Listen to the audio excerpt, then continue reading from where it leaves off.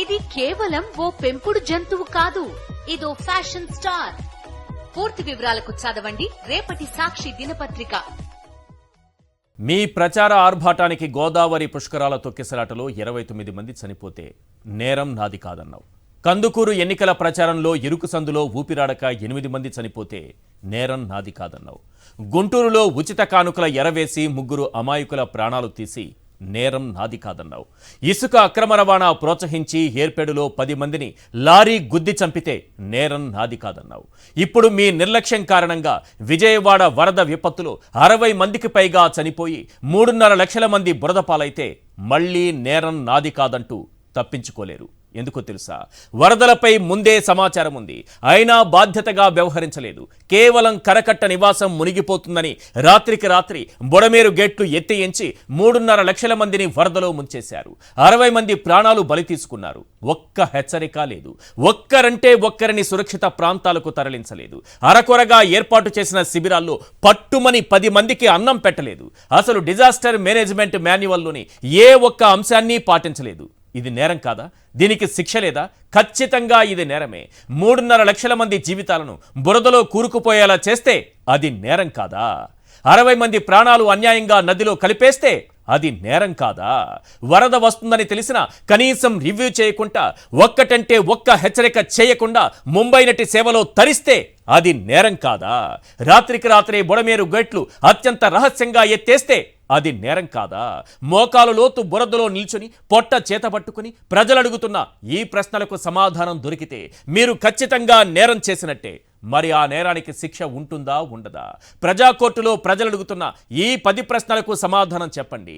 మీరు నేరం చేశారో లేదో, శిక్ష పడాలో లేదో ప్రజాకోర్టే నిర్ణయిస్తుంది. Yes, question number 1. వరదలపై గత నెల 28నే సమాచారం వచ్చింది, అయినా ప్రజలను హెచ్చరిస్తూ అప్రమత్తం చేయలేదు. ఇది బాబు చేసిన నేరం, అవునా కాదా? Question number 2. వరద తీవ్రత ఎంతో తెలుసు, అయినా ఒక్కరిని కూడా సురక్షిత ప్రాంతానికి తరలించలేదు. ఇది బాబు చేసిన నేరం, అవునా కాదా? Question number 3. వరద హెచ్చరికలను గాలి కొదిలి సీఎంఓ అధికార యంత్రాంగం ముంబై నటి సేవలో తరించింది. ఇది బాబు చేసిన నేరం, అవునా కాదా? Question number 4. కరకట్ట నివాసం వరదలో మునిగిపోతుందని రాత్రికి రాత్రి బొడమేరు గేట్లు ఎత్తేయాలని ఆదేశించారు. ఇది బాబు చేసిన నేరం, అవునా కాదా? Question number 5. 2.5 లక్షల మందిని సురక్షిత ప్రాంతాలకు తరలించడం అసాధ్యమంటూ చేతులెత్తేశారు. ఇది బాబు చేసిన నేరం, అవునా కాదా? Question number 6. శిబిరాలకు తరలించడం, ఆహారం అందివ్వడం, తక్షణ ఆర్థిక సాయం చేయడం, ఇందులో ఒక్కటి చేయలేదు. ఇది బాబు చేసిన నేరం, అవునా కాదా? Question number 7. పీకల్లోతు వరద నీటిలో చిక్కుకొని లక్షల మంది ఆకలి కేకలు పెట్టారు, అయినా మనసు కరగలేదు. ఇది బాబు చేసిన నేరం, అవునా కాదా? Question number 8. నిర్లక్ష్యం చేతగానితనంతో 60 మందికి పైగా అమాయకులు చనిపోతే ఇప్పటికీ ఎక్స్గ్రేషియా ప్రకటించలేదు. ఇది బాబు చేసిన నేరం, అవునా కాదా? Question number 9. ఇంత పెద్ద విపత్తులో సహాయక చర్యలకు వాడుకోవలసిన పోలీసు వ్యవస్థను అక్రమ అరెస్టులకు వాడుకున్నారు. ఇది బాబు చేసిన నేరం, అవునా కాదా? Question number 10. ప్రజల ప్రాణాలు కాపాడడానికి ఎన్డీఎంఏ మాన్యువల్లోని ఏ ఒక్క అంశాన్ని పాటించలేదు. ఇది బాబు చేసిన నేరం, అవునా కాదా? ప్రజాకోర్టులో ప్రజలు అడుగుతున్నటువంటి ఈ 10 ప్రశ్నలకు చంద్రబాబు నాయుడు గారు సమాధానం చెప్పాలి. వీటికి సమాధానం దొరికితే, ఏ ఒక్క ప్రశ్నకు సమాధానం దొరికినా ఖచ్చితంగా ఇది నేరమే అవుతుంది. దానికి తగిన శిక్ష కూడా ప్రజాకోర్టులో పడుతుంది. రైట్, ఈ అంశాలపైన మనం మాట్లాడబోతున్నాం. చర్చలో పాల్గొంటున్నారు కేఎస్ ప్రసాద్ గారు, సీనియర్ అనలిస్ట్, జూపూడి ప్రభాకర్ గారు, వైఎస్ఆర్సీపీ సీనియర్ నాయకులు. మరి కాసేపట్లో మనతో పాటు జాయిన్ అవుతారు అరుణ్ కుమార్ గారు, హైకోర్టు అడ్వకేట్.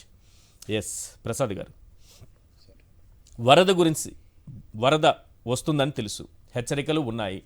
డేట్తో సహా 28 ఆగస్టు 28న మొదటి హెచ్చరిక వచ్చింది. ఐఎండీ నుంచి వచ్చింది, ఇస్రో నుంచి వచ్చింది, సిడబ్ల్యూసి నుంచి వచ్చింది. అయినా తెలిసి మరీ నిర్లక్ష్యంగా వ్యవహరించడం, తెలిసి మరి కనీసం ప్రభుత్వం చేయాల్సినటువంటి బాధ్యతల్ని తప్పుకోవడం, లక్షలాది మంది జీవితాలు వరదపాలు బురదపాలు చేస్తే 60 మందికి పైగా ప్రాణాలు కోల్పోతే, లక్షలాది మంది సర్వం కోల్పోయి నడి రోడ్డు పైన పడితే అందుకు కారకులైన వారికి శిక్ష పడాలా లేదా? ముందుగా సాక్షి ప్రేక్షకులకు నమస్కారం అండి. అలాగే ప్యానల్లో ఉన్న పెద్దలకి మీకు కూడా నమస్తే అండి. ఇవాళ సీతారాం యేచూరి గారి సిపిఎం యోధుడు, ఆయన ఆత్మకి శాంతి కలగాలి. అలాగే దీంట్లో చర్చలోకి వెళ్ళే ముందు సార్ 28వ తారీఖు నాడు ఒక క్యాబినెట్ మీటింగ్ అండి. ఆ రోజు క్యాబినెట్ మీటింగ్లో కనీసం ఒక ఐఎండి, ఇస్రో ఇచ్చిన, సిడబ్ల్యూసి ఇచ్చిన అంశాలని చర్చించకపోవడం అన్నది ఒక ఫండమెంటల్ మిస్టేక్. ఎందుకంటే 28వ తారీఖు నాడు అలర్ట్ని ముఖ్యమంత్రి గారు సమీక్షిస్తున్న క్యాబినెట్ మీటింగ్లో వాళ్ళందరికీ ఫస్ట్ ప్రైమా ఫేస్గా మంత్రులు అలర్ట్గా ఉండండి ఇది అని చెప్పి ఒక చేతావని ఇస్తుంటే ఖచ్చితంగా దాని మీద ఎంత డిజాస్టర్ సిచ్యువేషన్ ఉండకపోయింది. ఎందుకంటే పవన్ కళ్యాణ్ గారికి ఆ కృష్ణ చైతన్య గారు ఉన్నారు ఇప్పుడు. ఆయన కేరళలో లక్షలాది మందిని స్పాన్ ఆఫ్ నో టైంలో ఎలా తరలించారో ఇట్స్ ఒక సొల్యూషన్ ప్రాస్పెక్ట్లో ఉంది. అలాంటి వ్యక్తిని కూడా వాళ్ళు వినియోగించుకోలేకపోయారు. మీరు గమనించుకోండి. అంటే ఎందుకంటే ఆయన ఎప్పుడైతే అన్నాడో 2 లక్షల మందిని సిసోడియా గారు ఇవాక్యువేట్ చేయడం క్వైట్ ఇంపాసిబుల్ అంటే it is possible with one of the great and tall personality. ఇది కాక నూజివీడులో కొత్తగా ఛార్జ్ తీసుకున్న కలెక్టర్ గారు, అమ్మాయి కొత్తగా ఛార్జ్ తీసుకున్నారు. ఆవిడ 82 మంది ప్రాణాలను ఏమీ కాకుండా అలవోగ్గా కాపాడగలిగింది ఆవిడ. These are all proven tracks. So అట్లా ఉన్నప్పుడు ఎప్పుడైతే వీళ్ళకి అతి పబ్లిసిటీ మీద ఉన్న ఇష్టం కానీ దానికి ఉన్న కన్సర్న్ కానీ అసలు విషయాల మీద లేదు. ఈ 28, 29 తేదీలో ముంబై నటి విషయంలో చాలా ఆసక్తిగా సరే పనిచేస్తే పనిచేస్తారే, దాన్ని ఎవరు కాదనరు. మీ ఆసక్తి లేకపోతే మీ ప్రథమ ప్రాధాన్యత దానికే కావచ్చు, పని చేసుకోండి. కానీ ఇది ఈ సంగతి ఏంటి? ఇప్పుడు మీరు తెలుసో తెలియదు సార్, సింగనగర్లో వీడియోలు నడుస్తున్నాయి చూడండి. ఆ కన్సర్న్డ్ పోలీస్ డిపార్ట్మెంట్కి సంబంధించిన కానిస్టేబుల్ గారు ఎంత కష్టపడుతున్నాడో ఆల్మోస్ట్ 2 షిఫ్ట్లు పనిచేస్తున్నాడు అతను. ఎందుకు మీరు చెప్పిన ఈ పనికిమాలిన విషయాల మీద ఫోకస్ చేయబట్టి. అంటే ఓకే, ప్రయారిటైజేషన్ ఉండొచ్చు. దాంట్లో కూడా మా గురువుగారు అరుణ్ గారు చెప్పారు, మీకు గమనించట్లేదో షీఈ్ అ విక్టిమ్. తను విక్టిమ్ అయినప్పుడు తన ఫేస్ చూపించకుండా నిర్భయ కేసు పెట్టి వాళ్ళని అరెస్ట్ చేసి ఇచ్చేయాలి. కానీ ఇక్కడ రివర్స్ కరెక్ట్. అంటే వీళ్ళకి ఏంటంటే డైవర్టింగ్ పాలిటిక్స్కి అలవాటు పడిపోయారు. ప్రతి దానికి ఏంటంటే మా దగ్గర మాధ్యమాలు ఉన్నాయి కాబట్టి మనం ఏం చేసినా తింబిని బొమ్మిని చేసి చూపించవచ్చు ప్రజలకి. 1000 ఇసుక బ్యాగులు వేసి ఆయన ఇల్లు పరిరక్షించుకునే విధానంలో ఒక్క ఫోటో బయటికి రావట్లేదు. మీరు కరకట్ట మీద ఫోటోలు కరెక్ట్ మీరు గమనించారా? సో ఇక్కడ ఎంతసేపు సగం అధికార యంత్రాంగం పోలీసు వ్యవస్థ ఇంటి చుట్టూ ఉండి ఎవరు ఆ ఫోటోలు తీయకుండా రక్షించడం అనేది ఏంటి? అది ఇండియాలోనే ఉంది కదా, విజయవాడలోనే ఉంది కదా, విజయవాడ ఒడ్డునే ఉంది కదా. కానీ దాని బిహైండ్ ఏంటంటే ఒక నదీ పరివాహక ప్రాంతంలో ఇంకా తీవ్ర పరిస్థితుల్లో జస్ట్ లైక్ చూడండి అనాథరైజ్డ్ ఆక్యుపేషన్స్ ఏవైతే ఉన్నాయో ఇక్కడ హైడ్రా ఏం చేస్తుందో అలాంటి అనాథరైజ్డ్ ఆక్యుపేషన్స్లో ముఖ్యమంత్రి గారి స్థాయి మనిషే అందులో ఉంటే జాతీయ మాధ్యమాలు కానీ లేదంటే మిగిలిన ప్రపంచ మాధ్యమాలు కానీ ఎలా మాట్లాడతాయి? ఎందుకంటే ఇది ఒక జాతీయ విపత్తు. జాతీయ విపత్తికి ఇది ఎప్పటి నుంచో దీని మీద ఇది ఉంది. ఇప్పుడు నాగార్జునది 10 ఏళ్ళు బట్టి ఎలా ఉందో ఈ కరకట్ట మీద ఇల్లు అన్నిటికీ స్టే ఆర్డర్లతో కలకల్లాడుతూ ఎప్పటి నుంచో ఎవరిదాడ పరిరక్షించుకుంటూ గొడిగేసుకుని తిరుగుతున్నారు. Any point of the time మనకు ఒక అంబిగ్యూటీ కూడా ఉంది ఆ కరకట్ట మీద ఇల్లుకి. మీరు గమనించారు గత ప్రభుత్వంలో ప్రజావేదిక అన్నది ప్రజా ఆస్తి కూలగొట్టిన తర్వాత కూడా తదనంతరం దీన్ని ఏదైనా చేయొచ్చు అంటే సంబంధించే ప్రైవేట్ ఆస్తులు it's a matter of fact. మీకు రోడ్ నెంబర్ 2 చంద్రబాబు గారి ఆయనలో ఎక్స్పాన్షన్స్ కూడా ముందు గవర్నమెంట్కి సంబంధించిన ఆస్తులను ఎప్పుడైతే సాక్రిఫైస్ చేస్తారో తదనంతరం పబ్లిక్ డొమైన్స్లో రోడ్లు అవి చేయడానికి ఎంత ఈజీ ఉంటుంది ఆయన నేర్పిన విద్యే. సో ఎప్పుడైతే దీనికి కన్సర్న్ చూపించవలసిన వ్యక్తి కన్సర్న్ చూపించకుండా విజయవాడ నుంచి వచ్చి వెళ్ళిపోవాలండి ఆయన కర్నూలు నుంచి పెన్షన్లు ఇచ్చేసి. కానీ ఎవరో మీరు మంచి మనిషి పెద్ద మనిషి ఆయన పెద్ద ఆయన కాబట్టి ఒకసారి చూడండి సార్ అంటే అందుకే రాత్రి ఆ బోటు మీద వెళ్ళి చూడగలిగారు. బట్ యాంటిసిపేషన్స్ ఏంటంటే 20 గంటలు ప్రయాణించే ఆ బుడమేరు వాగు ఏదో మెల్లిగా కాలం వెళ్ళినట్టు వెళ్తుంది అన్నది ఒక అపోహ. ఎందుకు 15 ఏళ్ల తర్వాత గేట్లు ఎత్తున్నామంటే దాని తీవ్రత ఏ రకంగా ఉంటుందని వాళ్ళకి తెలుసు. వాళ్ళు మాట్లాడిన మాటలు తీవ్రత వరకు తెలుసు. కన్సర్న్ డిఈ గారికి సిఈ గారికి అక్కడ ఉన్న వాళ్ళకి వాళ్ళు సంబంధిత అధికారులకు చెప్పారు. కానీ అధికార గానాన్ని డ్రైవ్ చేసి డిజాస్టర్ మేనేజర్ ఎవరు? ప్రభుత్వం నిమ్మక నీరెత్తినట్టు కూర్చున్నది. మీకు ఇంకోటి గమనించట్లేదో మీరు సుజనా చౌదరిది ప్రవచనాలు వినండి మొదటి రోజు. ఆ భగవంతుడే కాపాడాలి, ఈ డ్యామ్ కెపాసిటీ లేదంటాడు. You got my point. దీనికి లోకేష్ గారు ట్వీట్ ఏమని ఇచ్చారు? ఇది వెంటనే ఆవ్యాసమే కదా, ఏదైనా సరే జగన్మోహన్ రెడ్డి గారి మీద ఆపాదించాలి. ఇది 2014-19 మీదే ఓ 10 కిలోమీటర్ల నిడివిలో దీనికి ఏం కట్టాలన్న దాని మీద నిక్కచ్చైన ఇది ఉంది. ఆ రోజు నుంచి 1,02 లక్షల టెండర్లు పెట్టి ఓ బ్రహ్మాండమైన కొత్త ప్రాజెక్ట్ కట్టాలని ఎవడు కాదన్నాడు. 1,02 లక్షల కోట్ల పైన. ఇప్పుడు మీకు కూడా గమనిస్తే సార్ మా గురువుగారు చెప్పిన విషయం ఎందుకంటే మీరు ఒక 10 కిలోమీటర్ల డెస్టినేషన్లో మీరు గమనిస్తే ప్రకాశం బ్యారేజీ గేట్లు ఎత్తిన తర్వాత తెలిసి సముద్రంలో కలవాల్సిందే. మీకు మధ్యలో నీళ్లు పట్టుకునే దిక్కు దివానా లేదు.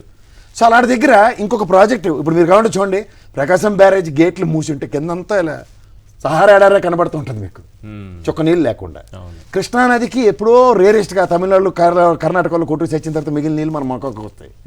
సో ఇలాంటి దగ్గర అలాంటి ప్రాజెక్టులు నిర్మించడం కానీ కృష్ణా కింద సాగు ఎంత చేయొచ్చు అన్నది.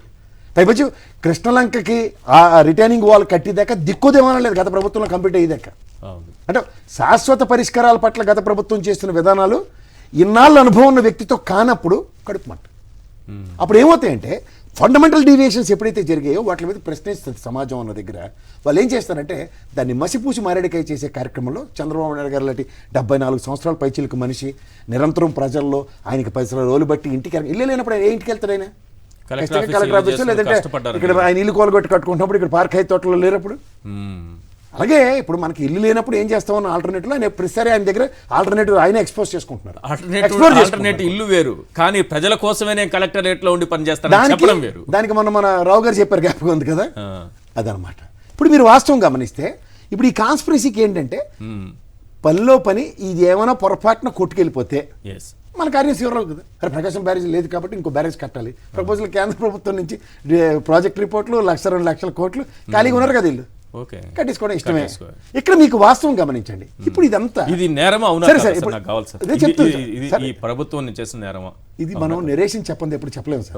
ఇంత నెరేటివ్ ఉన్నప్పుడు this is to be called as a conspiracy.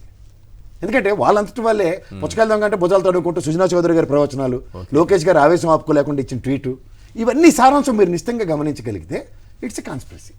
ఎవరు చేశారు? ప్రతిసారి బోట్లు పెట్టకదే. అవును, ఇప్పుడు బోట్లు వచ్చి నిజంగా వచ్చాయి. ఇదేం ధూమ్ సినిమా కాదు కదా సార్. ఆ డైరెక్ట్కి వెళ్ళి స్పీడ్ బోట్ డ్రైవ్ చేసుకొచ్చి గోళ్ళు గుద్దడానికి లేదా పైకి నుంచి ఎగిరిపోవడానికి.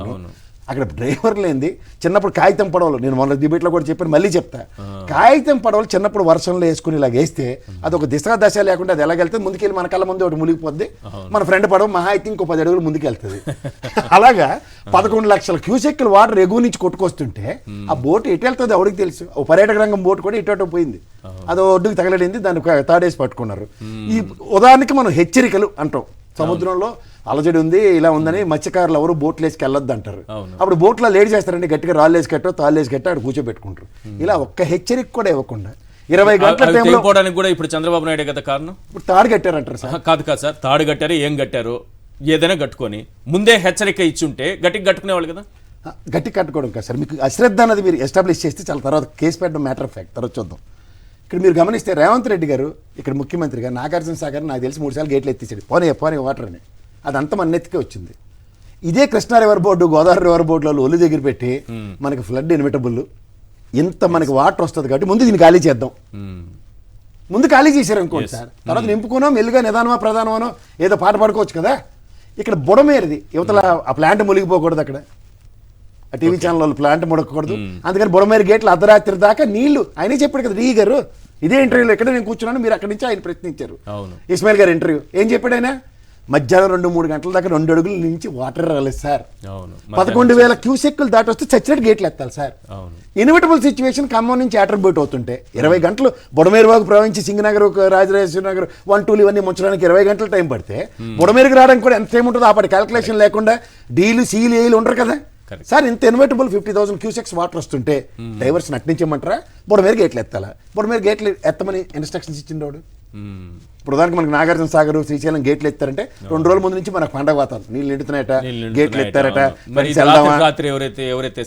ఇన్ని మారుతుంటే ఎవరిది బాధ్యత?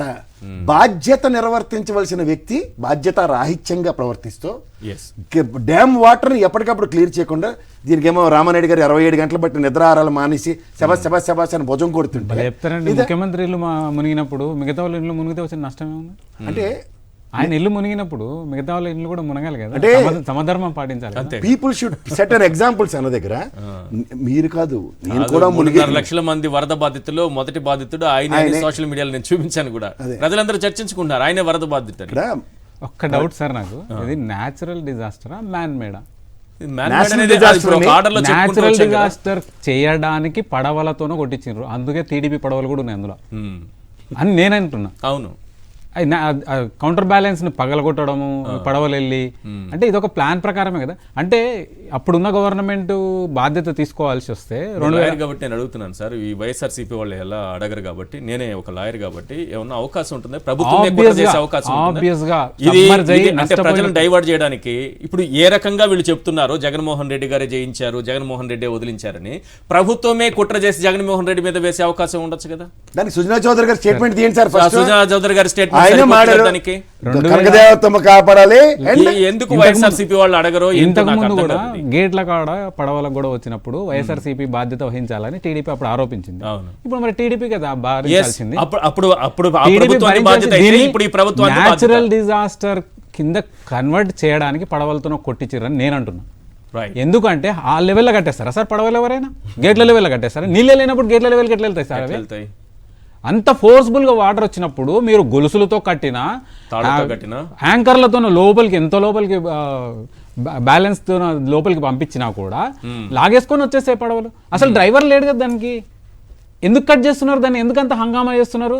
దానికి ఒక ప్రైవేట్ ఇంజన్ పెట్టి జనాలను పెట్టి వెనక్కి తీసుకెళ్లిపోవచ్చు కదా. సో అనుమానం ఏంటంటే ఇప్పుడు ఎవరో ఇద్దరిని అరెస్ట్ చేశారంట, ఉషాద్రి అని ఒకరిని అరెస్ట్ చేశారంట, ఇంకెవరో ఇంకొక కర్రీ నరసింహస్వామి ఎవరో ఉన్నారు, ఆయన్ని అరెస్ట్ చేయలేదని బీజేపీకి సంబంధించిన వ్యక్తి. ఇంకెవరో మహిళది ఉందంట బోటు, ఆమె వచ్చి కమ్మంట. అంటే వాళ్ళు ఇచ్చినటువంటి పోలీస్ రిపోర్ట్ నేను నిన్న చదివి వినిపించా, ఒకసారి అవసరమైతే మళ్ళీ తెప్పించిన చదువుతా. ఆమె కమ్మంట కాబట్టి వీళ్ళని వదిలేశారు. ఉషాద్రి అంట, ఆయన బీసీ అంట, ఆయన తీసుకెళ్లి వేసేసారు. నా డౌట్ ఏంటంటే మీరు క్లారిఫై చేయాలి. నా డౌట్ ఏంటంటే ఇప్పుడు జగన్మోహన్ రెడ్డి గారే కుట్ర చేశారు, పడవలు వదిలేరు అని అంటున్నారు కదా. మొత్తం ఇష్యూని, ఈ పాపం మొత్తాన్ని డైవర్ట్ చేయడానికి ఈ గవర్నమెంట్ లో ఉన్నోళ్ళే ఎవరైనా కుట్ర చేసే అవకాశం లేదా? వీళ్ళే వదిలి ఢీ కొట్టించి మొత్తం వ్యవహారాన్ని జగన్మోహన్ రెడ్డి పైన నెట్టి ఈ కుట్రలకి తెర తీసినారు అని న్యాచురల్ కెలామిటీ కానే కాదు, man made disaster. 100% man made disaster. 20 గంటల ముందు కాషన్ ఇస్తే సెక్రటరీ సిసోడియా గారే స్పష్టంగా చెప్పారు, మాకు వచ్చింది ఇన్ఫర్మేషన్ మేము చెప్పలేదు అన్నారు. చెప్పలేదు అన్న తర్వాత ఇది మ్యాన్ మేడ్ అవుతుందా, న్యాచురల్ కెలామిటీ అవుతుందా? 100% న్యాచురల్ డిజాస్టర్ మేనేజ్మెంట్ యాక్ట్ 2005 ప్రకారం it's a man made mistake. 100% man made mistake. The chief minister of Andhra Pradesh is liable to be punished, liable to be convicted. ఖచ్చితంగా 100% ఆయన ప్రోద్బలం లేకుండా సెక్రటరీలు బయటకు వచ్చి మాట్లాడే పరిస్థితి లేదు. ఎందుకు 3-4 రోజుల తర్వాత సిసోడియా మాట్లాడాల్సిన అవసరం వచ్చింది? ఏముంది? ఫస్టే చెప్పొచ్చు కదా. ఆయన being a responsible IAS officer ఎందుకు ఆయన నోరు మూసుకోవాల్సి వచ్చింది? అంటే దీన్ని మ్యాన్మేడ్ కింద నుంచి మార్చి న్యాచురల్ డిజాస్టర్ కింద మార్చడానికి ప్రకాశం బ్యారేజ్ గేట్లు పగలగొట్టే ప్రయత్నం వీళ్ళే చేసిండ్రు. తప్పించుకోవడానికి, గవర్నమెంట్ తప్పించుకోవడానికి, ముఖ్యమంత్రి తప్పించుకోవడానికి ఈ ఎపిసోడ్ అంతా ఆడుతున్నారు. మీకు పడవలు దాని మీద ప్రైవేట్ ఇప్పుడు ఇంకొక ఇంజన్ తీసుకుపోయి దాంట్లో పెట్టేసి దాన్ని డ్రైవ్ చేసుకుంటూ బయటకు వెళ్ళిపోవచ్చు కదా సార్. దాన్ని కట్ చేయాల్సిన అవసరం ఏముంది? ఇంత ఎపిసోడ్ అవసరం ఏముంది? కోట్ల రూపాయలు ఖర్చు పెట్టాలి దాన్ని కట్ చేయడానికి. ఆ డబ్బులు మళ్ళీ ఖజానాలోంచి ఎత్తుకుపోవాలి, మళ్ళీ వైఎస్ఆర్సీపీ మీద దొబ్బాలి. వేరే సేఫ్ గోడ్ కావాలి. ఇక్కడ ఇంత అన్యాయమా, ఇంత అక్రమమా అసలు ప్రపంచంలో ఎక్కడైనా ఉంటుందా? అవి పడవలే కదా, అవి మునిగిపోలే కదా, ఇంజన్లు కూడా ఖరాబ్ కాలేదు కదా. మరి ఖరాబ్ కానప్పుడు ఇంకో ఇంజన్ దాంట్లో ఇన్స్టాల్ చేసి వెనక్కి తీసుకెళ్ళిపోవచ్చు కదా. గేట్లు మూసేసిండ్రు కదా, ఇంకేం కట్ చేయాల్సిన అవసరం ఏముంది? మొత్తం టాపిక్ అంతా ప్రభుత్వమే కుట్ర చేసింది అన్నట్టుగా మీరు చెప్తున్నది. 100% దాన్ని కట్ చేసుకుంటే ఎన్నాళ్ళు టైం వేస్ట్ చేస్తారు నాకు అర్థం కాదు. క్రేన్లు పెట్టి లాగిన ప్రయత్నం అవి ఫ్రీగానే ఉన్నాయి కదా సార్. ఇక్కడ కార్యక్రమం పెడతారు యువతలోటి నుంచి, గేట్ల మీద నుంచి పడి అని చెప్తున్నారు. న్యాచురల్ కెలామిటీ కింద కవర్ చేయడానికి, ఫ్యాబ్రికేట్ చేయడానికి ఈ ఎపిసోడ్ ను వాడుతున్నారు. ఇక్కడ ఇప్పుడు ప్రతి ఒక్క ఇల్లు, ప్రతి ఒక్క వ్యక్తి, నష్టపోయిన ప్రతి ఒక్క వ్యక్తి సూ చేయొచ్చు ఖచ్చితంగా. It's not at all natural disaster, it's man made disaster. 100% ముఖ్యమంత్రి ఈజ్ లయబుల్. దీనికి యాడింగ్ పాయింట్ ఏంటి తెలుసా సార్? ఇది నిజంగా నేషనల్ కెలామిటీ అంటే తక్షణ సాయం కేరళకు చూశారు కదా, ఇమీడియట్ గా ప్రధానమంత్రి గారు అనౌన్స్ చేశారు. కేంద్ర ప్రభుత్వం అనౌన్స్ చేయలేక కేంద్ర ప్రభుత్వం అంటే నేషనల్ డిజాస్టర్ కాదు సార్. చంద్రబాబు నాయుడు గారు 60 మంది చనిపోతే మృతుల కుటుంబాలకు కూడా ఎక్స్గ్రేస్ చేయలేదు. ఇంకా ఎంతకంటే ఏం మాట్లాడదాం సార్. జూపడి గారు, ఎప్పుడైనా సరే వరదలకు సంబంధించినటువంటి సమాచారం అందినప్పుడు, వర్షాలు వరదలకు ఫస్ట్ చేయాల్సింది ఏంటంటే అధికార యంత్రాంగాన్ని అప్రమత్తం చేయాలి, ప్రజలకు హెచ్చరికలు జారీ చేయాలి. థర్డ్ పాయింట్, వాళ్లను సురక్షిత ప్రాంతాలకు, శిబిరాలకు తరలించాలి. నేషనల్ డిజాస్టర్ మేనేజ్మెంట్ అథారిటీలోని మాన్యువల్ ప్రకారం మనకు కనిపిస్తున్నటువంటి ఫస్ట్ 3 స్టెప్స్ ఇవి చేయాలి. ఇవి ఎక్కడా కూడా ఒక్క హెచ్చరికైనా సరే 3.5 లక్షల మంది 4 లక్షల మందిలో ఎవరి చెవుకైనా వినిపించిందా? చేయలేదు. రాత్రికి రాత్రి గేట్లు ఎందుకు ఎత్తేశారు? ఇప్పటికీ సమాధానం లేదు. ఇంతమంది జీవితాలు మునిగిపోతే దానికి మా బాధ్యత కాదు అన్నట్టుగా వైఎస్ఆర్సీపీ మీద నెట్టే ప్రయత్నం చేస్తుంటే అధికారం చేతిలో పెట్టుకుని ఇంతమంది జీవితాలు బురదలో కూరుకుపోవడానికి, వరదలో కొట్టుకుపోవడానికి, 60 మంది ప్రాణాలు పోవడానికి కారకులైనటువంటి ఈ ప్రభుత్వం లేదంటే ముఖ్యమంత్రి పైన క్రిమినల్ నెగ్లిజెన్స్ కేసు పెట్టచ్చా, పెట్టకూడదా? ఈశ్వర్ గారు, ముందుగా మార్క్సిస్టు మేధావి, ప్రముఖ పార్లమెంటేరియన్, అనేక మందిని స్టూడెంట్స్గా ఉన్న వ్యక్తుల్ని, అదేవిధంగా ఉద్యమాల్లో ఉన్న వ్యక్తుల్ని అతను మార్క్సిజం వైపు మళ్లించి ఒక ప్రోగ్రెసివ్ ఎలిమెంట్గా భారత రాజకీయాల్లో పేరు పొందినటువంటి తమ్మినేని సీతారాం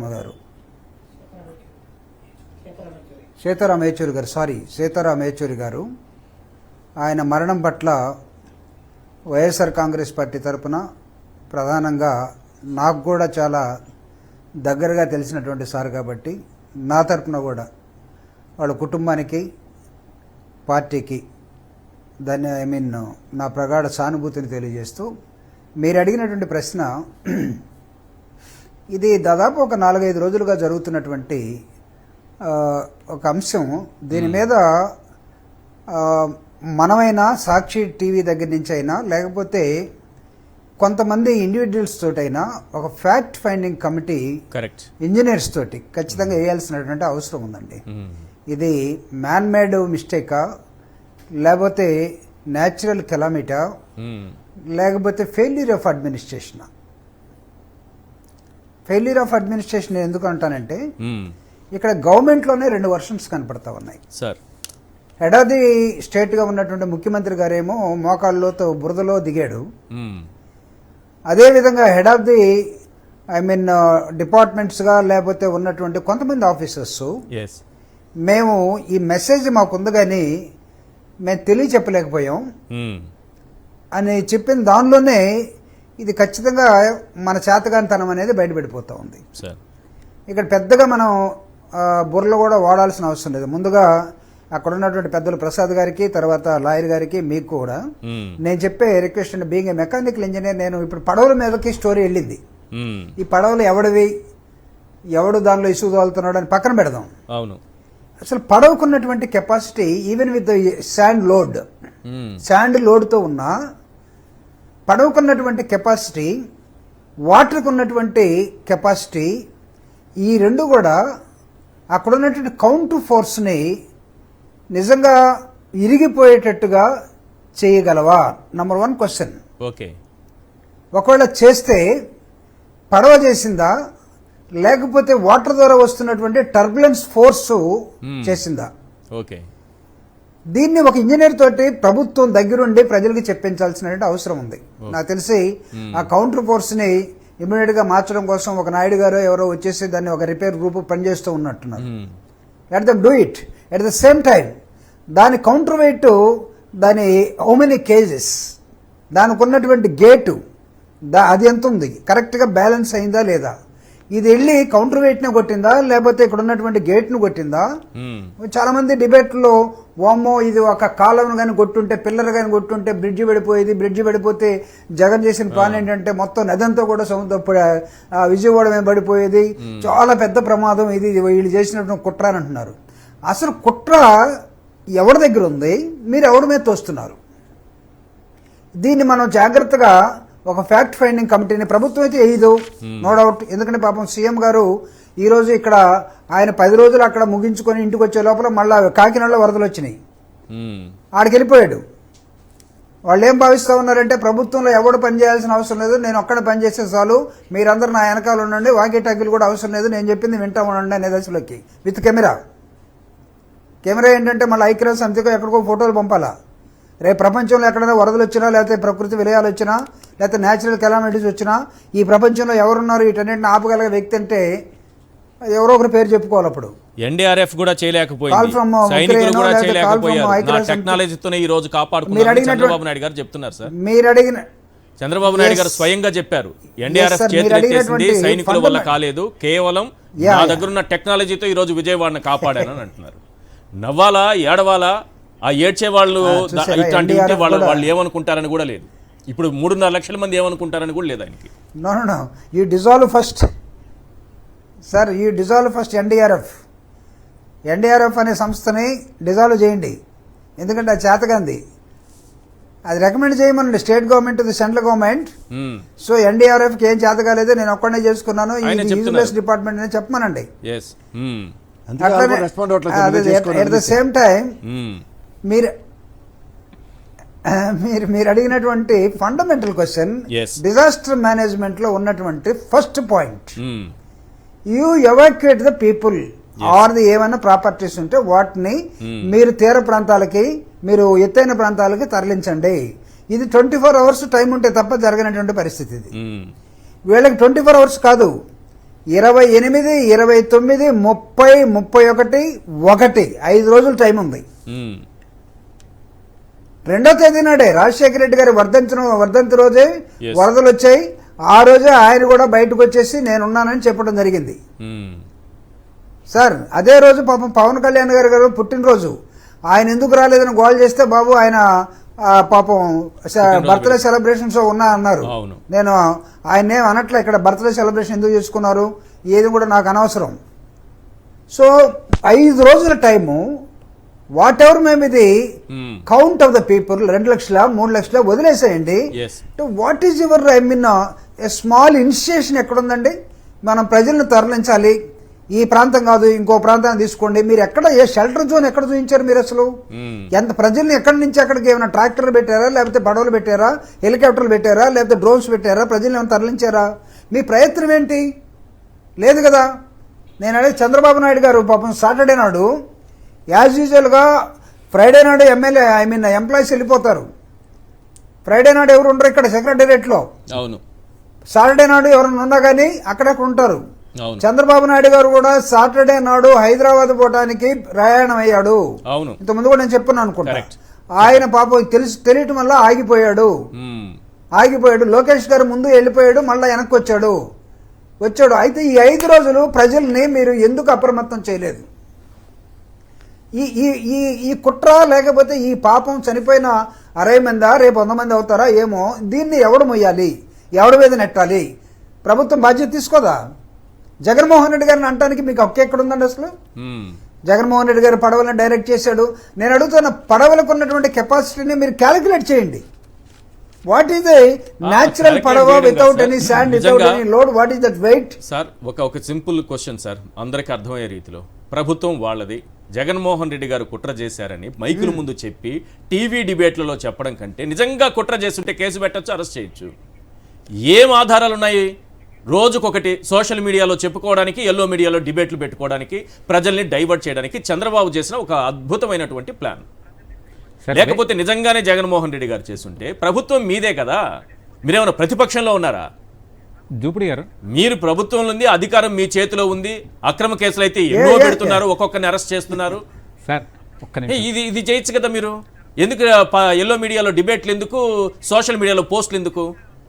సింపుల్ లాజిక్ కదా సార్. ఇది వేకెంట్ వెజల్ కాబట్టి అవును. ప్రయాణం చేయగలిగింది. జూపిడి గారు వేకెంట్ వెజల్ కాబట్టి అంత దూరం ప్రయాణం చేయగలిగింది. అది శాండ్ తో ఫిల్ అయి ఉంటే అక్కడే మునిగిపోతుంది కదా సార్. అంత దూరం ప్రయాణించే అవకాశాలు కూడా లేవు కదా. వేకెంట్ షిప్ వచ్చి, వేకెంట్ వెజల్ వచ్చి కొడితే ఎంత డ్యామేజ్ అవుతుంది అనేది ప్రతి ఒక్కరికి తెలుసు. శాండ్ ఫుల్ గా ఉంటే అక్కడనే మునిగిపోతుంది. అది ఎట్లా ట్రావెల్ చేస్తుంది? ఖాళీగా ఉన్నటువంటి బోట్ వచ్చి కొట్టింది. ఇక్కడ దాంట్లో ఏంటంటే ఖాళీగా ఉన్న వచ్చి బోట్ కొట్టింది, అక్కడే ఉండడం వల్ల ప్రవాహానికి ఎప్పుడు ఇసుక అక్కడికే మేట్లు వస్తాయి కదా గేట్ల దగ్గర, ఆ మేట్లతో నిండింది. ఇది వినండి సార్ ఒకసారి, మన చంద్రబాబు నాయుడు గారు ఏం చెప్తున్నారు. వాళ్ళు చెప్పారు, మా వల్ల కూడా కావలేదు, మేము చాలా టెక్నాలజీ చూసాం కానీ ఇలాంటి టెక్నాలజీ మా దగ్గర లేదని వాళ్ళ చేతులు తెస్తే కాదని మన వాళ్ళు నిరూపించారు. కడాన ఆర్మీ వాళ్ళు చెప్పారు, మా వల్ల కూడా కావలేదు, ఇది మేము చాలా టెక్నాలజీ చూసాం కానీ వాళ్ళు రానేలేదు అని ఇలాంటి చెప్తారు సార్. టెక్నాలజీ మా దగ్గర లేదని వాళ్ళ చేతులు తెస్తే న్యాచురల్ డిజాస్టర్ కాదని మన వాళ్ళు నిరూపించారు.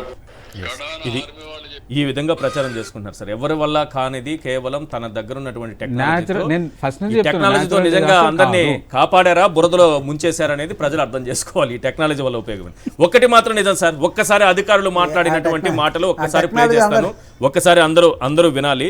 ఎందుకంటే ఈ పాపం ప్రభుత్వానిదే అని తేలిన తర్వాత క్రిమినల్ నెగ్లిజెన్సీ కేసు ఎందుకు పెట్టకూడదు, ఇదే నా పాయింట్. ఎస్, ఒకసారి ఆ బయటలు పే చేయండి, దాన్ని బట్టి ప్రజలకు కూడా అర్థమైపోతుంది.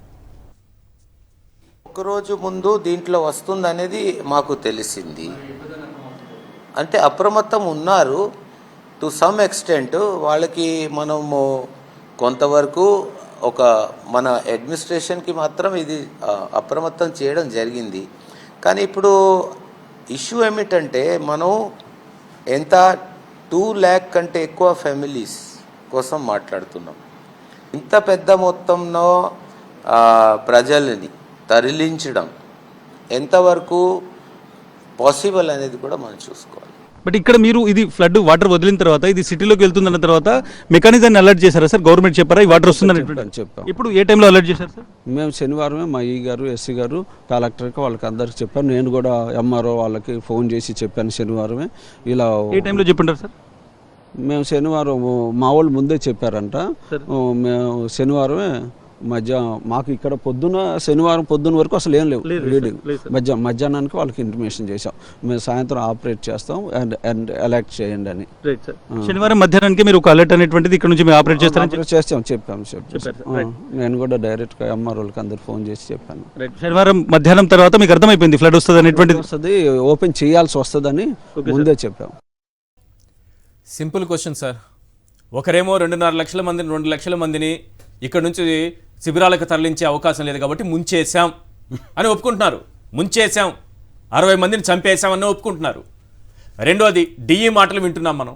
సార్ మేము ఎప్పుడో చెప్పాము ఇంత వరద వస్తుందని, అధికారులకు ముందే సమాచారం ఇచ్చామంటే ప్రభుత్వం దగ్గర సమాచారం ఉంది, అయినా సరే ప్రజల్ని అప్రమత్తం చేయలేదు. ఒక్క హెచ్చరిక పోలీసుల ద్వారా కానీ, రెవెన్యూ యంత్రాంగం ద్వారా కానీ, ఒక మైకు పెట్టి కానీ, ఒక డప్పు కొట్టి కానీ ఒక్క హెచ్చరిక కూడా చేయలేదు. మరి ప్రభుత్వం చేసిన పాపం అవునా కాదా? మాకు సమాచారమే లేదని కలెక్టర్ గారు అంటారు. అంటే ఇంత నిర్లక్ష్యంగా వ్యవహరించి 3.5 లక్షల మంది జీవితాలను బురదలో కూర్చి వరదలో కొట్టుకుపోయేలా చేసి 60 మంది ప్రాణాలు తీసి నేను తప్పించుకోవాలనుకుంటే అది నేరం అవుతుందా కాదా, ఆ నేరానికి శిక్ష ఉందా లేదా? అరుణ్ కుమార్ గారు గతంలో ఎప్పుడైనా ఇటువంటి కేసులు ఏమన్నా సుప్రీంకోర్టు ముందు కానీ, హైకోర్టుల ముందు కానీ, లేకపోతే ఈ తరహా ఎవరికైనా శిక్షలు పడడం కానీ, కోర్టు సుమోటోగా తీసుకోవడం కానీ ఏమన్నా ఉన్నాయా? 2013 ఉత్తరాఖండ్ కెలామిటీస్ మీద సుప్రీంకోర్టు ఒక డైరెక్షన్ ఇచ్చింది. అది నేను అందుకే అంటున్నది, ఫస్ట్ నుంచి న్యాచురల్ డిజాస్టరా మ్యాన్ మేడ్ అయితే ఖచ్చితంగా కేసు పెట్టుకోవచ్చు. 60 కుటుంబాలు 60 కేసు ఖచ్చితంగా ముఖ్యమంత్రి సిసోడియా చెప్పారు కదా, చీఫ్ సెక్రటరీ హిమ్సెల్ఫ్ డిపోజ్డ్, అడ్మిటెడ్. ఆయన మాకు తెలుసు ఎవాక్యుయేట్ చేయలేమని. వీళ్ళు ఎందుకు చేస్తారు సార్? వాళ్ళు వెళ్ళిపోతారు కదా న్యాచురల్గా. గత వారం 2 రోజుల క్రితం మనం మాట్లాడుకున్నప్పుడు కూడా కాషన్ ఇస్తే వాళ్ళు నడుచుకుంటూ వెళ్ళిపోయేవాళ్ళు 20 గంటల్లో. సైకిళ్ళ మీద వెళ్ళిపోయేటోళ్ళు, బైక్ల మీద వెళ్ళిపోయేటోళ్ళు, స్కూటర్ల మీద వెళ్ళిపోయేటోళ్ళు, వాళ్ళ వెహికల్స్ని కాపాడుకునేటోళ్ళు, వాళ్ళ కనీసం తిండి గింజలు కాపాడుకునేటోళ్ళు బిచ్చగాలు కాకపోయేది కదా. ఈ రోజు అన్నమ రామచంద్ర అని మొత్తుకోవాల్సిన అవసరం 100% ఉంది. Solely responsible, the Andhra Pradesh chief minister is solely responsible for the gross negligence. It's a man made disaster. ఈ ఎపిసోడ్ అంతా న్యాచురల్ కెలామిటీ కింద చూపించడానికి మాత్రమే గ్యాస్ కట్టర్లతో ఆ పడవలను కట్ చేస్తున్నారు. కామన్ సెన్స్ 2 ఇంజన్లు తగిలిస్తే అవి బయటికి వెళ్ళిపోతాయి. సింపుల్గా 2 ఇంజన్లు, అంతేనా? అంతే కదా. స్ట్రీమ్ ఆగిపోయింది సార్, డౌన్ అయిపోయింది, క్లియర్గా కనిపిస్తున్నాయి కదా, గేట్ల కంటే కిందికున్నాయి అవి. ఇప్పుడు ఎందుకు కట్ చేస్తున్నాడు దాన్ని? అక్కడ స్ట్రెంత్ అయిన స్తంభాలు కనిపిస్తున్నాయి, ఇంకా ఇట్లా కిందికి నేరోగా ఇప్పుడు కరువుగా వచ్చేసినాయి, అంటే ఇంకా బలంగా ఉన్నాయి. ఇప్పుడు నీళ్ళ ఫోర్సు లేదు. అటువంటిప్పుడు దానికి ఒక 2 ఇంజన్లు బిగిస్తే పడవలు చేపలు పట్టుకునే వాళ్ళకి చెప్తే వాళ్ళు 2 ఇంజన్లు బిగించి తీసుకొని పోతారు బయటికి. దీనికి ఇంత హంగామా చేసి దాన్ని న్యాచురల్ డిజాస్టర్ కింద, అసలు ఎన్డీఆర్ఎఫ్ ఎందుకు ఎంటర్ కాలేదు? ఇది న్యాచురల్ డిజాస్టర్ కాదు కాబట్టి ఎన్డీఆర్ఎఫ్ రాలేదు. చేతులు ఎత్తేసినామంటారు, రాకముందే చేతులు ఎత్తేస్తారా ఎవరైనా? ఎన్డీఆర్ఎఫ్ ఎన్ని చేసింది దేశంలో? ఉత్తరాఖండ్ వరదలు ఎన్ని వందల చేతగాక చేతులు ఎత్తేస్తే నా టెక్నాలజీతో అసలు కదా. నేను ఒకటి చెప్పాలనుకున్నా, చంద్రబాబు నాయుడు గారి మాటలు మనం అందరం విన్నాం. మనం చంద్రబాబు నాయుడు గారు ఏమన్నారు, ఆర్మీ కూడా చేతులు ఎత్తేసింది, మా వల్ల కాదని చెప్పింది, కానీ నా టెక్నాలజీతో నేను విజయవాడ ప్రజల్ని 3.5 లక్షల మందిని బురదల నుంచి పైకి తీసుకొచ్చారని ఆయన చెప్పుకుంటున్నారు కదా. చంద్రబాబు నాయుడు గారి మాటలు మనం విన్నాం, కానీ విజయవాడ వాసులు ఆయన టెక్నాలజీ గురించి ఏం మాట్లాడుతున్నారు కూడా వారికి వినిపించాలి. మనం వారికి వినిపించాలి, ఒక్కసారి వినిపించే ప్రయత్నం చేద్దాం. ఆహారాలు, ఒక పులిహార ప్యాకెట్ పెట్టడాలు, అది చూపించడాలు, హెలికాప్టర్లో నుంచి పైనుంచి ఒక ఆహార ప్యాకెట్ చూపించేసి అది ఒక హైలైట్ చేయడాలు, మేము చూడు సాంకేతిక ఉపయోగించి పులిహార ప్యాకెట్లు అందించామనేది అంతా షోయింగ్ తప్పించండి. రియాలిటీలో అంతా కూడా సున్నానే. పాపం స్థానికంగా 3 రోజుల దాకా ఒక్కరు పట్టించుకోవాలి. ఇప్పుడు 5వ రోజు 6వ రోజు వచ్చేసి అంతా తగ్గిన తర్వాత ఇప్పుడు పట్టించుకుంటున్నారు. ఇంట్లో ఉండి నా గురించి ఆలోచించాలా?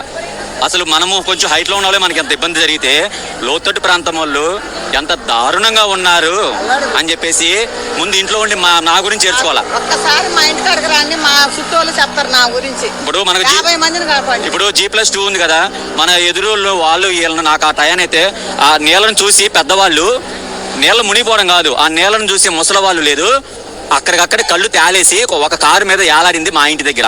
ఆమె నీళ్లు మునిగ్గా చచ్చిపోయింది. ఆ నీళ్ళలోనే ఆమెను కాపాడే లోపే ఆమె చచ్చిపోయింది. ఇంచుమించు మా ఎదురు వాళ్ళు పక్కన వాళ్ళ ఇల్లు G+2 ఉన్నోళ్ళు ఎంతో కొంత శాలరీ ఇచ్చుకొని పక్కన సాయాలు చేసుకోవడం తప్పించి, తమ్ముడు మానవతావాదంతో పక్కన వాళ్ళే ఎవరన్నా సాయం చేసుకోవడం తప్పించి అలా కూడా కొంతమంది బతికారు. కానీ చెప్తున్న వాస్తవంగా హెలికాప్టర్లు తిరుగుతా ఉంటాయి. నా కొడుకు ఎందుకు తిరుగుతారో అర్థం కాదు. దేనికి ఉపయోగం? అది NDRF బోట్లు తిరుగుతా ఉంటాయి, ఉపయోగం లేకుండా. ఇదిగోండి అధికార యంత్రాంగాలు అనేది సున్న తప్పు తమ్ముడు. ఉద్యోగస్తులు అందరూ కూడా చెప్పేవారన్న.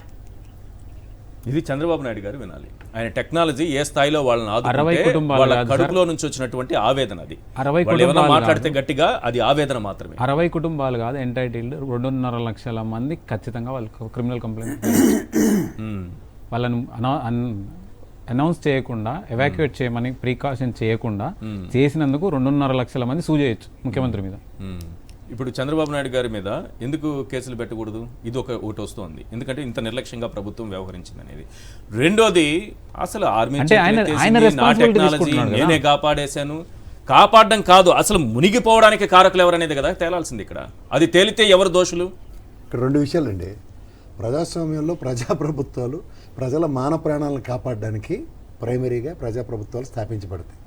ఇక్కడ ప్రాణాలే కాపాడడం లేని ఈ ప్రభుత్వం నిస్సహాయ స్థితిని ప్రభుత్వ గణంతో సైతం ఎక్స్పోజ్ చేసింది. సిసోడియా మాట్లాడింది అదే కదా, we are helpless, we can't do anything because we cannot rescue more than 2 lakhs plus people. కాదు సార్, అట్లా నాకు అర్థం కాదు. ఇది ప్రజలకు బాగా నీట్గా చెప్పండి, నాకు అర్థం కాదు. ఒక అధికారి ప్రభుత్వం తరపున మాట్లాడుతూ 2.5 లక్షల మంది మేము కాపాడలేక చేతులు ఎత్తేస్తాం, మీ చావు మీరు చావండి అనడం ఏంటిది? ఎక్కడైనా ఏ రాష్ట్రంలోనే ఏ ప్రభుత్వం ఈ విధంగా ఉంటుందా? ఇక్కడ ఫస్ట్ ఆఫ్ ఆల్ ఏంటంటే ఎన్డీఏ కూటమిలో బురదలోంచి కమలం వస్తుంది. ఆ బీజేపీని కాపాడే ప్రయత్నంలో ఇవాళ మీకు, ఎందుకంటే ఇంత డిజాస్టర్ జరిగితే వాళ్ళు ఒక్క రూపాయి కూడా మనకి విధిలించకుండా, ఇక్కడ అరుణ్ గారు చెప్పినట్టు it is not a natural calamity. Natural calamity పర్వ్యూలో కనుక ఇది వెళ్తే టక్కన within span of no time deal respond. ఇప్పుడు ఉత్తరాఖండ్లో జరిగిన మానవ దీనికి గౌరవ Supreme Court direction is very clear. ప్రభుత్వ బాధ్యత అని చెప్పింది. చూసుకోమన్నాడు కావాలంటే ప్రభుత్వ బాధ్యత ఏది అంటే, ఇవాళ మీరు పులిహార పొట్లాలు ఇవ్వడం అన్నది ఈ చచ్చినట్టు చేయవలసిన పని. వాళ్ళని ఎక్కడో దగ్గర సురక్షిత ప్రాంతాలకు తరలించి వాటిని రెస్క్యూ సెంటర్స్ కింద పరిగణిస్తూ 3 రోజులు కాకపోతే 10 రోజులైనా అక్కడ పరిరక్షించి తీరాలి. కానీ ఇక్కడ ఎవాక్యుయేషన్ జరగలే అంటే criminal intentions are established. Correct. ఎందుకు ఎస్టాబ్లిష్డ్ అంటే నీకు చేత కానప్పుడు పక్కడికి చెప్పాలరా, నాతో కావట్లేదురా, దీనికి ఒక ఆల్టర్నేటివ్ క్రియేట్ చేయాలి. కృష్ణ చైతన్య గారు ఎక్కడ సమీక్ష జరిగిందా? 28వ తారీఖు కేబినెట్ మీటింగ్లో సమీక్ష ఉంటే ఈ తలకాయ నొప్పి లేదు కదా సార్. ఈ ఉపద్రవం ఇస్రో, ఈ NDRF ఇవన్నీ మనకి చేతమని ఇస్తుంటే మనం IMD కానీ ఇస్రో కానీ ఈ CWC ఇచ్చినవి మనం క్యాబినెట్లో డిస్కస్ చేసి ఉంటే ఎవడో ఒకరికి బుర్రలో ఎక్కడో చిన్న చిటుక్కు మనది కదా. ఇప్పుడు 28 నుంచి 2వ తారీఖు ఉపద్రవానికి అవతల DE గారి స్థాయిలోను CE గారి స్థాయిలోను అక్కడ ప్రిపరేషన్లో ఉన్న బుడమేరలో ఇన్ఎవిటబుల్ సిచ్యువేషన్స్ అట్రిబ్యూట్ అవుతే we have to lift the gate. 11,000 క్యూసెక్ల వాటర్ వస్తే గేట్లు ఎత్తడానికి మీ ప్రిపరేషన్లో ఉన్నారు. Without the concern of respect to people అన్నది ఇంపాసిబుల్ టు నెక్స్ట్ స్థాయిలో. వాళ్ళు ముందే మధ్యాహ్నమే, శనివారం మధ్యాహ్నమే 31వ తారీఖు శనివారం అనుకుంటా, 31 అనుకుంటా, 31 ఆ రోజు మధ్యాహ్నానికే మేము సమాచారం ఇచ్చామంటున్నారు. అర్ధరాత్రి టైంలో గేట్లు ఎత్తేసారని అంటున్నారు. అంటే చంద్రబాబు నాయుడు గారు తన నివాసం మునగనంత వరకు వెయిట్ చేద్దాం, అవసరం ఉందా లేదు తర్వాత తన నివాసం మునిగిపోతుంది కాబట్టి ఇక్కడ గేట్లు ఎత్తి వాళ్ళని అటు ముంచేయండి, ఇప్పుడు విజయవాడని అటు ముంచేయండి, ఇక్కడ ఇది తేలిపోతుంది అనే ఆలోచన ఏమైనా ఉందా? మీకు ఒక మాట చెప్తా, మీరు ఇంత చెప్తున్నారు కానీ చంద్రబాబు నాయుడు గారు విజయవాడలో కాలేటి దాకా పరిస్థితి ఆయనకే తెలియదు, బెక్క చచ్చిపోయి ఉన్నాడు ఆయన. సడన్ గా ఆయన ఇల్లు కూడా మునిగిపోయి you cannot enter into your house. ఆయన ఇల్లు మునిగిపోయింది సార్, మీరు వెళ్ళలేరు. మునిగింది. ఇప్పుడు అది అలాగే వదిలేస్తే లేదా బుడమేరు గేట్లు ఎత్తకపోతే మొత్తం బిల్డింగే మునిగిపోతుంది. అదే చెప్తున్నాను సార్, ఇప్పుడు బుడమేరు గేట్లు అన్నవి ఈ కృష్ణానదిలోకి డైవర్షన్ కన్నా ముందు ప్రొయాక్టివ్ గా 11,000 క్యూసెక్స్ దాడుతోంది. దీనికి ప్రిపరేషన్ ఏది? కలెక్టర్ గారు చెప్తున్నారు చూడండి, గంటలు పడ్డాయి. గండ్లు పడినప్పుడు ఇక్కడ ఒక పాయింట్ చెప్పాలి, ఆ గండ్లు కూడా వైఎస్ఆర్సీపీ వాళ్ళు కొట్టేశారన్నారు. మీరు మమ్మల్ని చెప్పనివ్వండి ఒక్క నిమిషం. కాదు సార్, మీరు ఇప్పుడు ప్రభుత్వం యంత్రాంగం దోషి కింద మీరు ఎస్టాబ్లిష్ చేయాలంటే ముందు మీరు చెప్పేది ఒక్క నిమిషం వినండి, ఒక్క నిమిషం. కలెక్టర్ గారికి గండ్లు పడ్డాయనే విషయం తెలిసినప్పుడు, ఇది నేచురల్ కెలామిటీ కింద ఉన్నప్పుడు అప్పుడు దానికి ఏం చేయాలంటే గౌరవ సిడిఆర్ఎఫ్ బృందాలు కానీ ఇవన్నీ వచ్చి గండ్లు పూడ్చే కార్యక్రమం మొదలవుతాయి అక్కడ. అది ప్రభుత్వం చేయవలసిన తక్షణ చర్య. అది చేయలే, మీరు గమనించండి. దాన్ని కవర్ చేయడానికి రామానాయుడు గారు 67 గంటలు బట్టి నిద్రారాల మనిషి కష్టపడుతున్నాడు. దీనికి ఇది మీకు ముందు చెప్తే మేము దేని ఏదో ప్రికాషనరీ ఫ్రంట్ లో దానికి చేస్తాం, కానీ ఇంత మునిగిపోయి ఫ్లడ్ ఉన్నప్పుడు ఏం చేయగలం అన్న దగ్గర ఈ హాజ్ ఎంటర్డ్ ఇంటూ ఇట్. ఇప్పుడు ఎగువ వరద తగ్గినప్పుడే ఆయన రామానాయుడు గారు ఒక ఇంటర్వ్యూ చూడండి, ఈ ర్యాంప్ క్రియేట్ చేయడానికి వెసులుబాటు తీసుకుంటేనే మనకి వెహికల్స్ వెళ్ళి డంప్ చేస్తాయి అంటే వెసులుబాటు ఇచ్చింది ప్రకృతి. అప్పటిదాకా వాళ్ళు ఎంటర్ అవ్వలేపారు. You got it. So first of all గండ్లు పోర్చడం కలెక్టర్ గారి క్రానికల్ ఆర్డర్ లో తీసుకుంటే గండ్లు పడి ఇన్వెటబుల్ 50,000 క్యూసెక్స్ వచ్చి దగ్గర బృందాలతో కనుక ప్రభుత్వ రంగం గణం కనుక ఎస్టాబ్లిష్ చేసుకుని అక్కడ నియంత్రించుంటే ఫస్ట్ ఉపద్రవం ఇంత దాకా రాకపోయింది. ఆ 7,800 క్యూసెక్లు ఒళ్ళు దగ్గర పెట్టి కృష్ణానదిలో కలవడానికి ఒక ఫస్ట్ ఇన్వెటబుల్ సిచ్యువేషన్ అట్రిబ్యూట్ అయ్యింది. తదనంతరం బుడమేరు గేట్లు 11,000 క్యూసెక్లు దాటితే ఆటోమేటిక్ ఎత్తి తీరాలి వాళ్ళు. దానికి కూడా వాళ్ళు అలర్ట్లు ఇచ్చారు. దానికి సిసోడియా గారు లాంటి వాళ్ళు కానీ నీటిపారుదల శాఖ ప్రిన్సిపల్ సెక్రటరీ కానీ అలర్ట్ లేరు. అంటే అలర్ట్ ఎవరు? వాళ్ళు ఉన్నారు, కానీ ప్రజల్ని అలర్ట్ చేయలేదు. ఎందుకు? వీకెండ్ వెళ్ళిపోయారు, పోయారు హైదరాబాద్ వదిలేసి విజయవాడ వదిలేసి హైదరాబాద్కి పారొచ్చారు అందరూ. అక్కడ ఎవరూ లేరు, డైరెక్షన్స్ ఎగ్జిక్యూట్ కావు. ఆ 20 గంటల కాలంలో నీళ్ళు వచ్చినట్టు వస్తాయిలే అన్నది ఒక భ్రమ. 50,000 క్యూసెక్స్ డెన్సిటీ మీరు గత ప్రభుత్వాలు ఈ ప్రభుత్వాలు అన్ని పక్కదీయండి సార్. రాజశేఖర రెడ్డి గారి గవర్నమెంట్లో బుడమేరు ఎక్స్పాన్షన్కి 241 కోట్లు శాంక్షన్ అయితే రాష్ట్రం విభజించిన తర్వాత ఫస్ట్ ప్రభుత్వం వచ్చింది తెలుగుదేశమే. ఎక్స్పాన్షన్ ఏం చేశారు? ఫస్ట్ క్వశ్చన్ కనుక్కోండి. నిర్లక్ష్యం అశ్రద్ధ అన్నది 2014 నుంచి పునాదులు పడ్డాయి. 2019 తర్వాత కంటిన్యూషన్ 2024 ఏం జరిగిందో పక్క తీయండి. మన అదృష్టంగా అంత బుడమేరుకి అంత రాలే. ఇప్పుడు వచ్చినప్పుడు దాని కంటిన్యూషన్లో 3-4 నెలలు బట్టి అందరూ అంటారు project reason Tungabhadra dam first తీసుకోండి, ద కెపాసిటీ ప్రాజెక్ట్ కెపాసిటీ. నిజంగా గత ప్రభుత్వం అశ్రద్ధ లేదా వీళ్ళు అంటున్న మాట చూద్దాం. వీళ్ళకి 3 నెలల టైం ఉంది కదా సార్. 2 రోజుల నిడివిలో ఆ గేట్లకి వెయిట్స్ మార్చగలిగారు కదా. అండ్ ప్రాజెక్ట్ కెపాసిటీ 25 ఇయర్స్ కాకుండా ప్లస్ 20 ఇయర్స్ 45 ఇయర్స్ దాన్ని రన్ చేస్తున్నాం అన్న దగ్గర తుంగభద్ర లాంటిది కానీ దీనికి కానీ గేట్లు మార్చిన ఉపక్రమించిన కార్యక్రమం ఏమైనా ఉందా? ఎందుకంటే దీని కాన్స్పిరసీ వెనక్కెళ్ళండి. సుజనా చౌదరి గారి మాటలు. దీనికి 2014లోనే 2-3 లక్షల పైచీలకు దాని మీద వెచ్చించి కొత్త ప్రకాశం బ్యారేజ్ నిర్మించడానికి వాళ్ళు తీసుకున్న అడ్వాంటేజ్. సో వీటిలన్నింటినీ కలిపి దీన్ని నేచురల్ కెలామిటీ కింద సృష్టిస్తూ కాకల కార్యాలు గంధర్వులు తీర్చినట్టు పుణ్యం పురుషార్థం 2 సంపాదించడానికి వేసిన మాస్టర్ ప్లాన్ ఇది.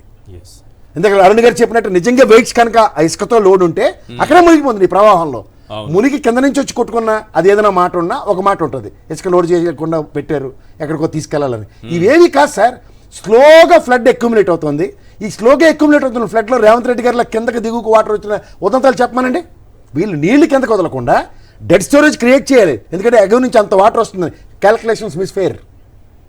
సో ఎప్పుడైతే ప్రాజెక్ట్ నిండున్న దాని మీదకి కురుగునాక మీద తాటిపడి పడితే ఏమవుతుంది?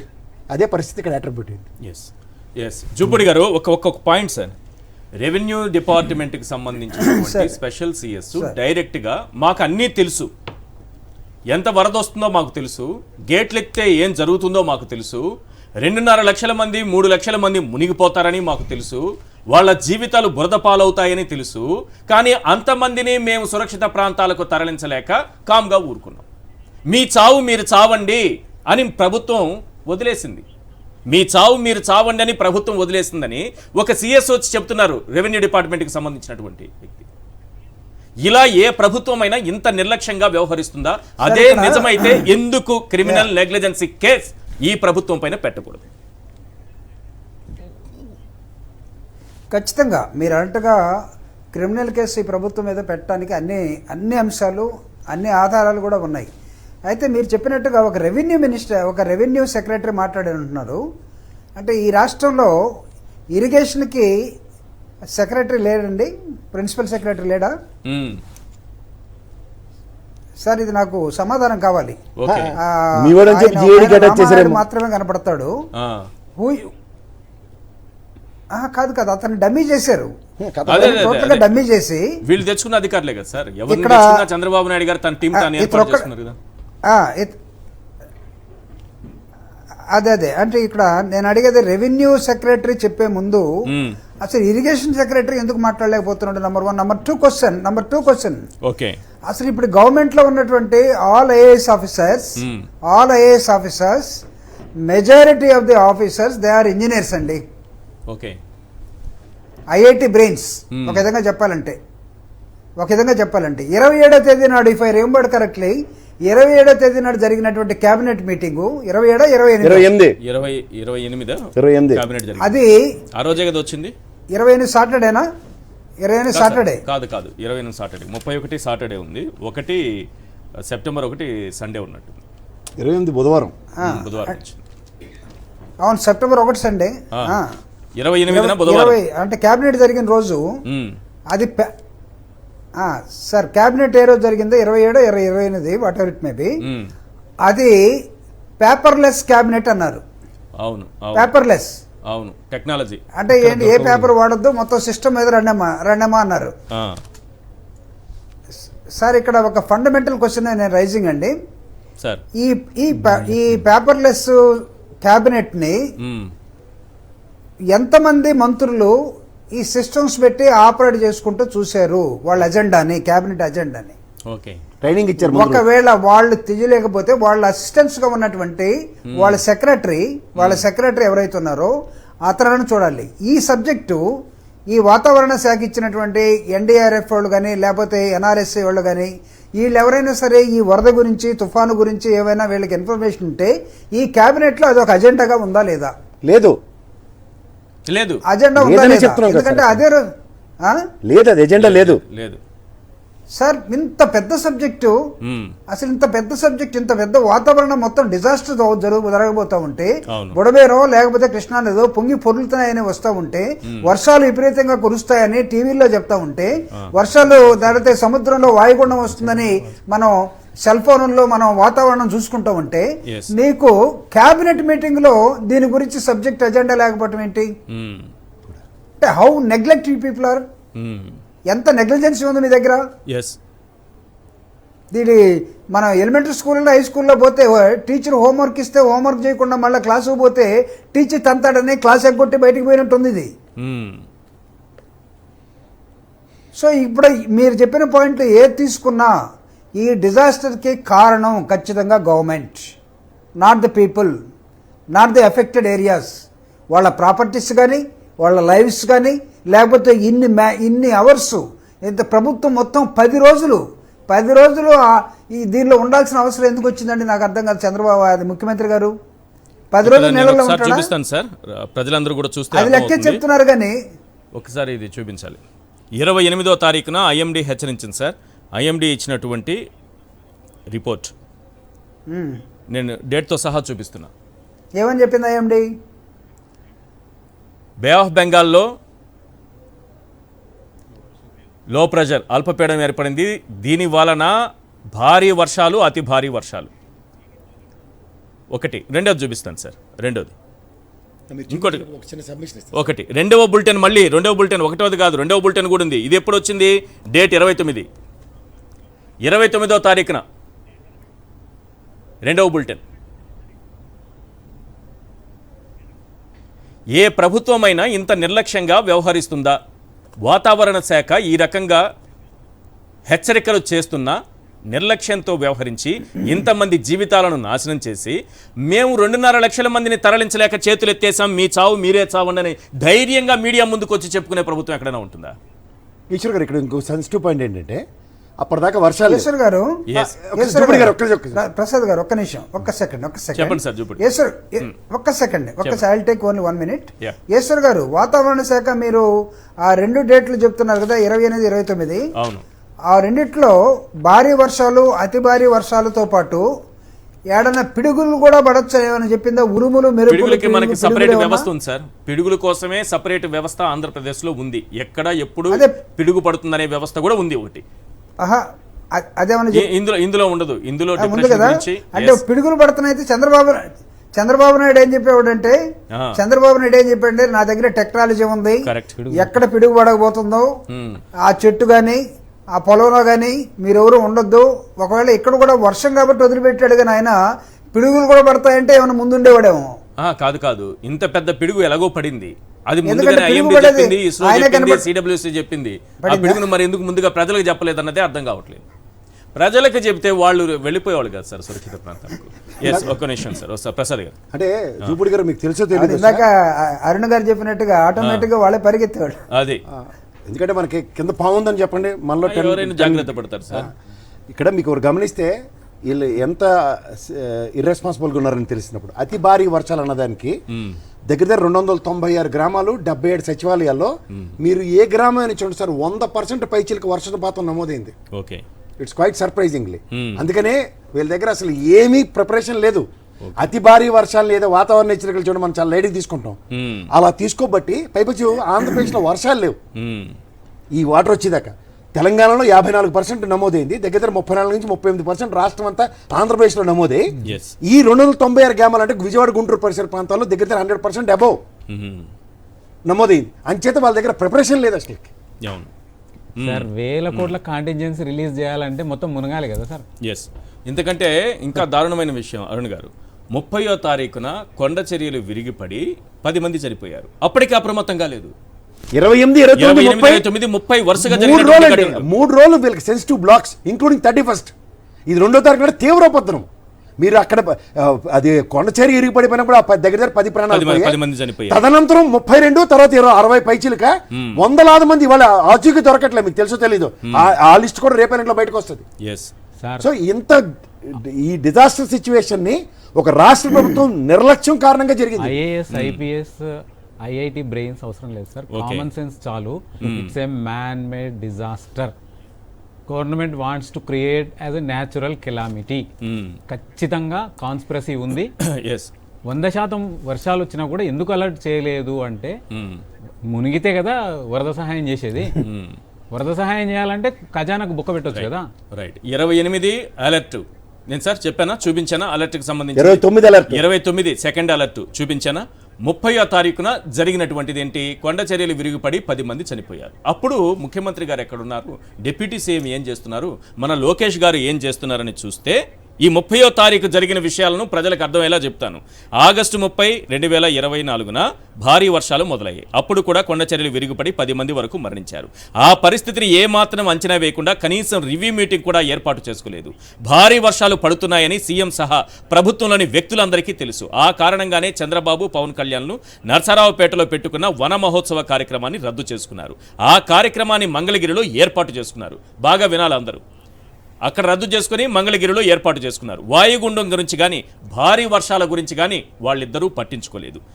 మళ్ళీ అదే 2024 ఆగస్టు 30న ఆ కార్యక్రమం అయిపోగానే అదే రోజు సాయంత్రం పవన్ కళ్యాణ్ హైదరాబాద్ వెళ్ళిపోయారు. ఇది ఈ రాష్ట్ర ప్రభుత్వానికి, ఈ ప్రజలపైన, వారి ప్రాణాలపైన, వారి జీవితాలపైన ఉన్నటువంటి చిత్తశుద్ధి. 10 మంది చనిపోయిన రోజు, భారీ వర్షాలు వస్తాయని అప్పటికే వరదలు వస్తాయని IMD హెచ్చరించిన తరువాత 3వ రోజు 10 మంది చనిపోయిన తరువాత హైదరాబాద్కు చెక్కేశారు. అయిపోయారా? మరోవైపు నారా లోకేష్ కూడా విశాఖపట్నం నుంచి హైదరాబాద్ చెక్కేశారు. 10 మంది చనిపోయిన తర్వాత జరిగినటువంటి ఘటనలు సార్. వీళ్ళకి అసలు చిత్తశుద్ధి ఉందా?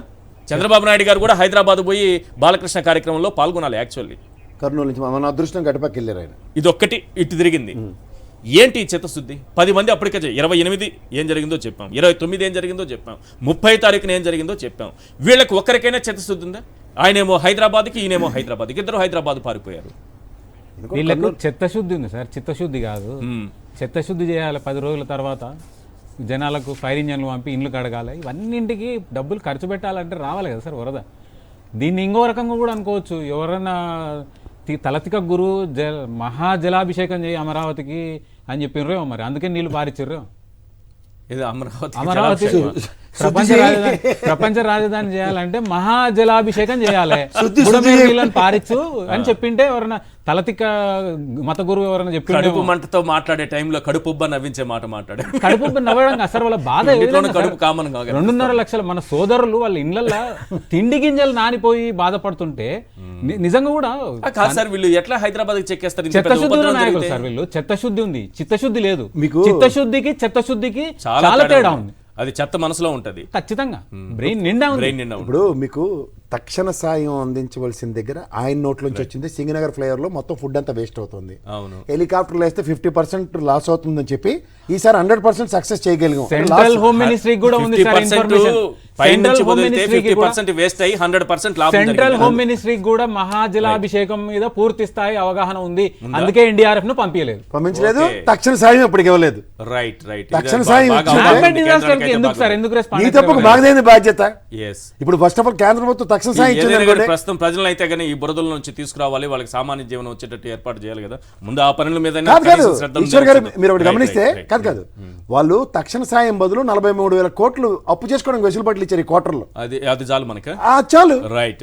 Thank you sir. ప్రసాద్ గారు చర్చలో పాల్గొన్నందుకు, అరుణ్ కుమార్ గారు, జూపూడి ప్రభాకర్ గారు. ఇది వాళ్ళ చర్చా కార్యక్రమం. చూస్తూనే ఉండండి సాక్షి టీవీ.